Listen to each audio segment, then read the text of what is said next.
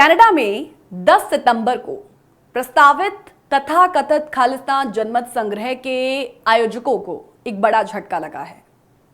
कनाडाई अधिकारियों ने एक पब्लिक स्कूल में जनमत संग्रह के लिए मतदान कराने की अनुमति वापस ले ली है।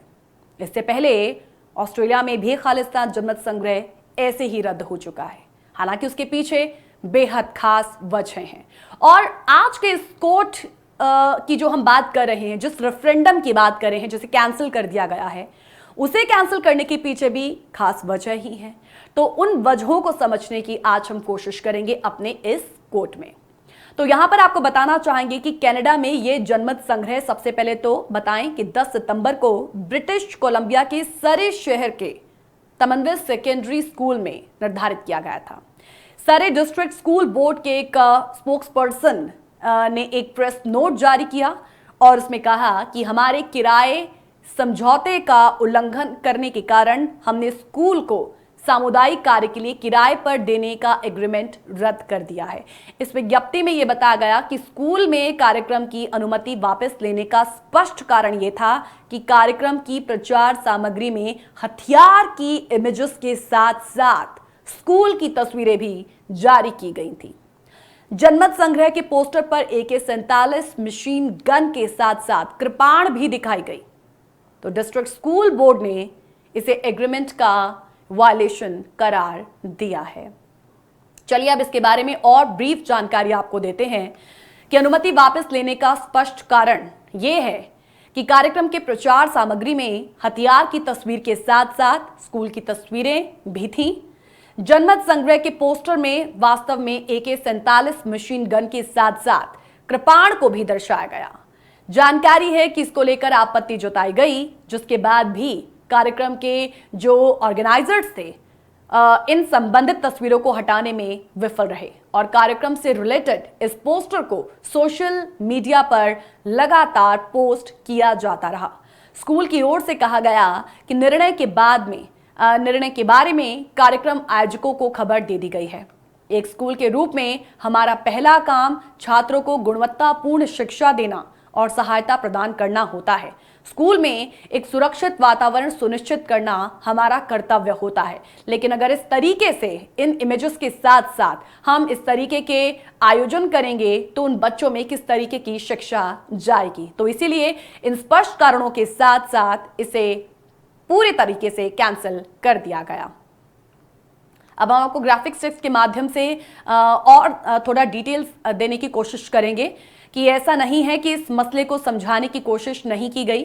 दरअसल इस मुद्दे को सुलझाने की बार बार की कोशिशों के बावजूद कार्यक्रम के आयोजकों ने पोस्टर से विवादित तस्वीरें नहीं हटाई और आपत्तिजनक सामग्री पूरे सरे और सोशल मीडिया पर पोस्ट की जाती रही।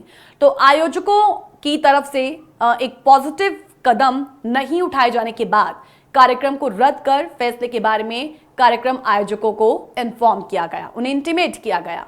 एक स्कूल के रूप में प्राथमिक मिशन छात्रों को गुणवत्तापूर्ण एक क्वालिटी एजुकेशन देना होता है, एक उन्हें सहायता प्रदान करनी होती है और ऐसे में ऐसे स्कूल से संबंधित समुदायों के लिए एक सुरक्षित वातावरण भी सुनिश्चित करना होता है। किराए सहित उनके समझौते, उनकी पॉलिसीज और तमाम डायरेक्शंस उनके समुदाय के लिए एक सुरक्षित वातावरण बनाने में उनके मिशन का समर्थन करते हैं। ऐसे में उनकी सुविधाओं को किराए पर लेने वाले किसी भी व्यक्ति या समूह को इसका पालन करना होगा। यही वो कुछ स्पष्ट कारण थे जिसकी वजह से अनुमति जो है वो वापस ले ली गई और इस पूरे के पूरे कार्यक्रम को रद्द कर दिया गया।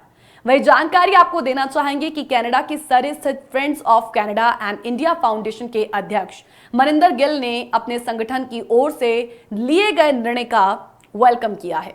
पिछले हफ्ते की शुरुआत में जनमत संग्रह और इस उद्देश्य के लिए एक सरकारी स्कूल का इस्तेमाल किए जाने से परेशान कुछ भारतीय कनाडाई लोगों ने स्कूल बोर्ड से लगातार शिकायतें की और शिकायतें ये की कि स्कूल परिसर के चारों ओर तलविंदर सिंह परमार के पोस्टर्स चिपकाए गए।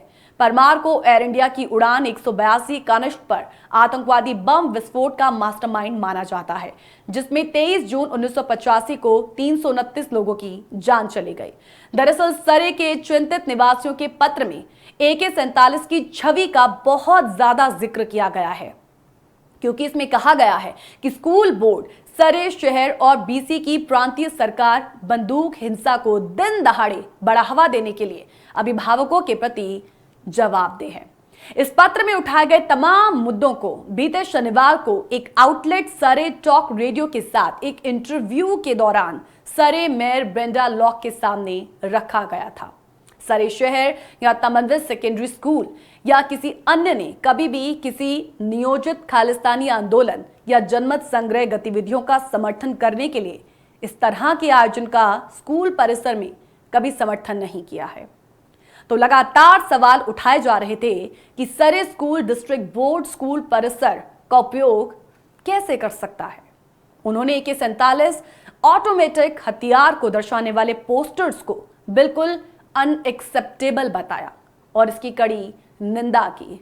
तो कुल मिलाकर जब से इस आयोजन की चर्चाएं जोरों पर पड़ी हुई थी, उसी वक्त से ही इसको लेकर एक ऐसा गुट भी था जो लगातार इसको लेकर विरोध कर रहा था। भारत ने पहले ही कनाडा के विदेश मंत्रालय ग्लोबल अफेयर्स कनाडा को एक ऑफिशियली तरीके से कनाडाई क्षेत्र को अलगाववादी जनमत संग्रह के लिए इस्तेमाल किए जाने पर अपनी नाराजगी जताई।